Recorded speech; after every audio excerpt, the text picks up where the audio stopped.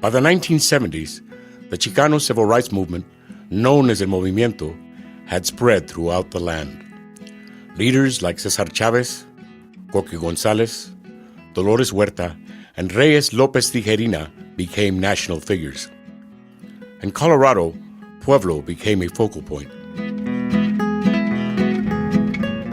In August of 1979, the Latino Chamber of Commerce of Pueblo was founded.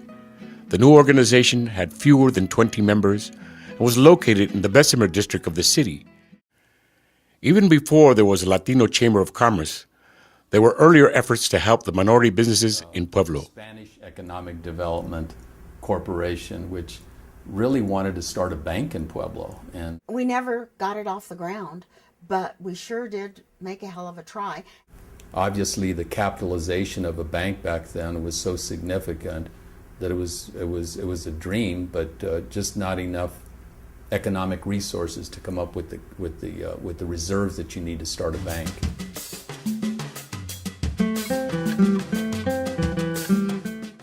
One of the reasons Latinos wanted to start a bank was because many of them had been denied business loans. Down to Pueblo Bank and Trust and said I wanted to borrow about $40,000 to buy some dental equipment. And I showed them my pro forma and my business plan, and the business banker looked at it, he said, boy, I don't see it happening. So my dad says, you know, I have a good friend I went to school with. His name is Arlo Beeman. He's the president of United Bank. So I went and saw Arnold Beeman, and he said, yeah, he says, let me look at it. So he looked at it and says, here's my business banker. Her name is Marie O'Connor. You know, she'll take care of you. Sure enough, they gave me the $40,000. I bought my equipment, and we're off and running. It took me 3 years to finally get the Sombrero financed. And in these 3 years, like I was just saying, I had bought the place outright. I had made the parking. I'd already had my plans for the remodel, which I paid for myself.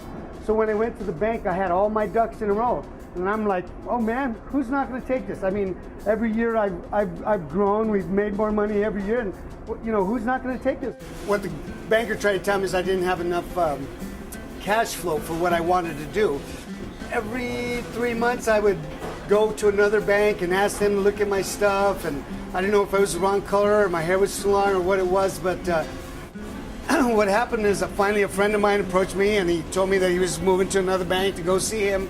And the really funny thing about that situation was that he was able to give me an answer in a week and a half. And right now I have like in my Pueblo location, I have over 58 employees because I have a carry-out catering company around the block where I first started my 55-seater. When I left dental school, or I was completing dental school, we were advised that with a dental degree, you can pretty much walk into a bank and be assured of a loan to start your business. And that's what I expected, but unfortunately, that's not what occurred for me. You know, when I came into this town, I approached numerous banks, and nobody was willing to take a chance on me. Even though I was asking for even 1/3 of what most of my colleagues were asking for coming out of dental school, I just had a difficult time getting a loan. CEDA, the Colorado Economic Development Association, was one of the predecessors of the Latino Chamber. Isabel Saffold was the group's first employee. Community, the business professionals, and seeking instructors. So I needed accountants, I needed bankers, I needed real estate people, I needed bonding and insurance people. So I went out in the community and found them. And we'd have different classes. You know, the banker would say, what I need for you to bring to me when you're asking for a loan is this, and this. Isabel hired Joe P. Roybal, an experienced loan officer, to help with the presentations. Joe Roybal came into my office one day. I hadn't even started hiring, and he said, I need a job.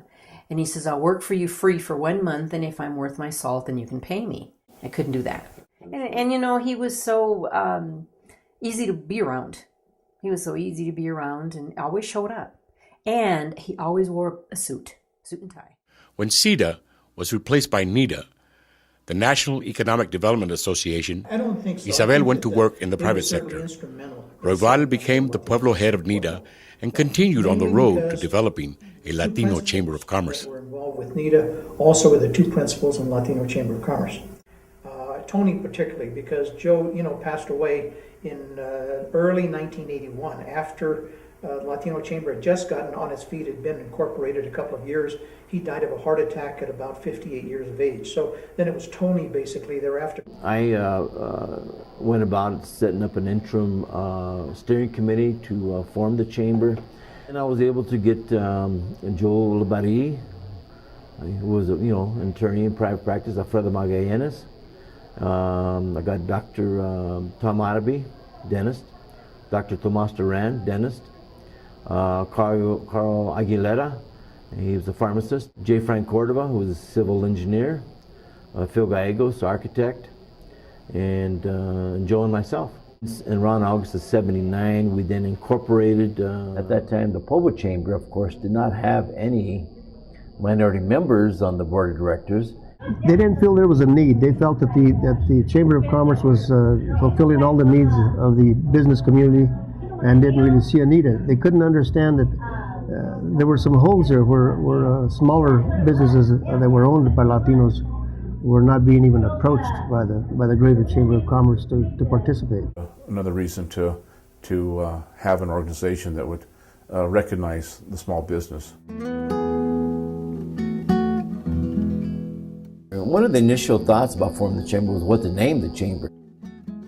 Hispanic was kind of a new term coming out. There was a lot of discussion at that time about what we would call ourselves. I just never liked the Mexican-American thing. Just didn't like it. We used to call ourselves different names, Spanish Americans, Mexican Americans. Chicano was pretty prevalent in those particular days. And some people thought Chicano was too radical yet. And Chicano was too radical for me. So we settled on this compromise of Latino as opposed to conservative Hispanic, and Chicano being too radical.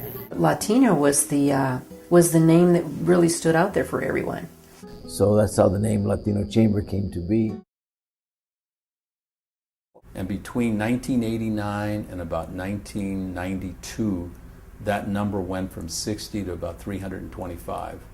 It just exploded. I mean, we've actually reached the point of 1,000 members at one point. And right now we're sitting at about 850. But that's not completely representative companies. The companies that are represented here is close to 600 now. With membership growing and a full-time staff in place, it was time to begin looking for a permanent home.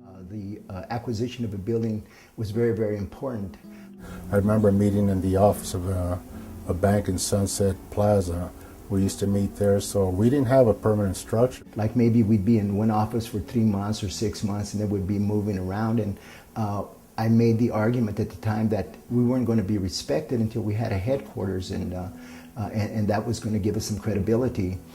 We found this building on Victoria Street, and I put some money down on it to hold it while I pitched my argument to the membership to buy the building and renovate it. And we did buy the building. I was able to talk the board into allowing us to go out and borrow some money to renovate the building, and we did that. We renovated the building. So it's been like a dream come true. The acquisition of the building, helping small businesses develop, and generating money to offset the construction and renovation of the building.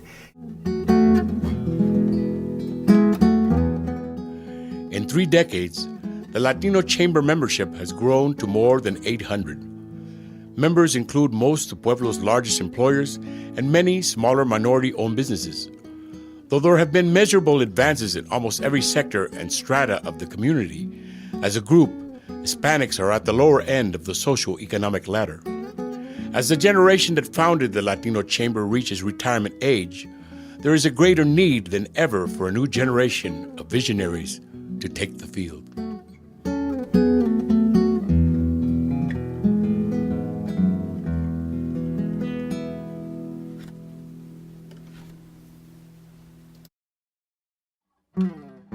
When you look at the foundation that's been laid by so many through the Latino Chamber and in this community, my generation has so many opportunities in this community going forward.